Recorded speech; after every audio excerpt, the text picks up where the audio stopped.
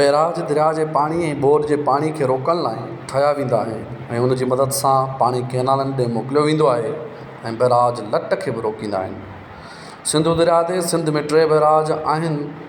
पहिरियों बैराज जेको ठहियो हो सिंधु दरिया ते अंग्रेज़नि जे दौर में सखर बैराज आहे, जेको 1932 में मुकमल थियो। उन खां पोइ ॿियो बैराज सिंधु दरिया ते जेको अॾियो वियो उहो कोटड़ी बैराज आहे, जेको 1955 में मुकमल थियो। उन खां पोइ टियों बैराज गुड्डू बैराज आहे, जेको 1962 में तयारु थी मुकमल थियो। अॼु हिन वीडियो में आउं तव्हांखे कोटड़ी बैराज जी तारीख़ ॿुधायां थो। कोटड़ी बैराज जो असुलु नालो ग़ुलाम मोहम्मद बैराज आहे, छो जो उन जो इफ़्तिताह 15 मार्च 1955 ते उन वक़्त जे गवर्नर जनरल ग़ुलाम मोहम्मद कयो हो। बाद में उन बैराज खे इहो ई नालो ॾिनो वियो हो, पर हैदराबाद ऐं कोटड़ी जे संगम ते ऐं कोटड़ी वेझो हिन मुल्क जी पहिरीं रेल जी पटड़ी बि कोटड़ी खां कराची में विछाई वई हुई। कोटड़ी बैराज पुराणो तइलको आहे ऐं ठटे खां बंदरगाहनि खे वेझो बि ही शहर रहियो आहे। शायदि उन ई सबबु अॼु बि हिन खे कोटड़ी बैराज तौरु सुञातो वञे थो। उन बैराज जी पीढ़ जो पत्थर कुझु रेफरेंस मौजूदु त पाकिस्तान ठाहिण खां अॻु कुझु महीना अॻु रखियो वियो हो। वरी के चवनि था त 12 फरवरी 1950 ते रखियो वियो, पर हीउ जेको बैराज मुकमल थियो हो 1955 में। कोटड़ी बैराज जी डिज़ाइन इंजीनियर मिस्टर TAW जंहिं ही अज़ीम ऐं ख़ूबसूरत स्ट्रक्चर डिज़ाइन कयो। हिन बैराज जे पाणी जे कंढण जी गुंजाइश 10 लख क्यूसिक आहे। 2010 जी ॿोॾि में हितां 10 लख पाणी खां मथे गुज़र थियो हो। कोटड़ी बैराज सिंध जो उहो अज़ीम बैराज आहे जंहिंजी ड्रैग 1600 मीटर यानी 52 फुट आहे। हिन बैराज में 44 दरवाज़ा आहिनि जेके 6.4 मीटर ऊचा, 18 मीटर वेकरा, जिन मां हर हिक जो वज़न 36 टन आहे। कोटड़ी बैराज ते खाॿे पासे खां 2 वाह आहिनि ऐं साॼे पासे हिकु वाह आहे, जिन जा नाला ही आहिनि कलरी बेगार फीडर जेको कींचड़ ढंढ खे पाणी ॾींदो आहे, फुलेली कैनाल, पिञारी कैनाल, अक्रम वाह कैनाल।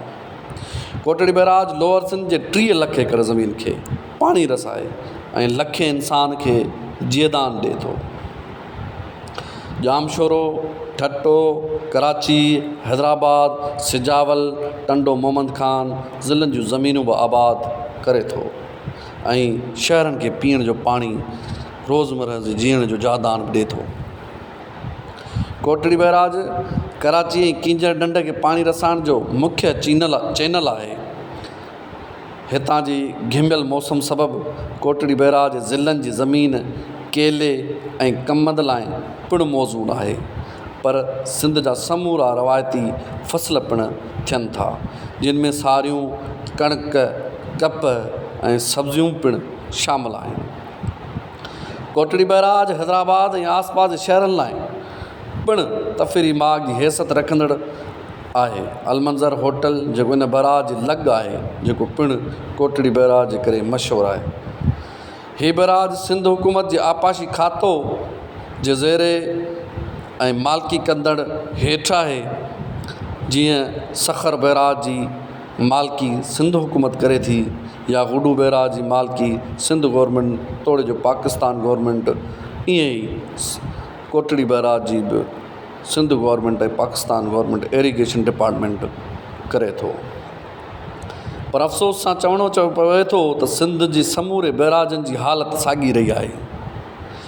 कोटड़ी बैराज जे मेन जंहिंखे सिंधी में जहाज़ गेट यानी जेको हिकिड़ो अलॻि वॾो गेट लॻल आहे, उन गेट जी हालति जे बराबरि वारे गेट जी वॾी हालति आहे, जिते तमामु वॾो खॾो पियो चुको आहे, जंहिं ते हिननि हथरादो पथर रखे उनखे फ़िलहालु लिक ऐं ढक रखे छॾियो आहे। कोटड़ी बैराज या सिंध जे हर बैराज जी सालियानी बजट ईंदी आहे। सालियानी हिननि जी रिपेयर यानी देखभाली जो कमु थियणु घुरिजे, पर हिते करप्शन जे सबबु करे सिंध जे क़दीम बैराजनि जो बेड़ो ॿोड़े छॾियो आहे। वधीक अहिड़ी मालूमात वारे वीडियोज़ ॾिसण लाइ मुंहिंजे चैनल जो नालो आऊं बि आहियां, ऐं मुंहिंजे चैनल खे लाइक ऐं सब्सक्राइब कयो, शेयर कयो ऐं हर मालूमात वीडियोज़ मुंहिंजे हिन चैनल ते ॾिसी सघो था। तव्हां दोस्तनि जी वॾी वॾी महिरबानी थींदी।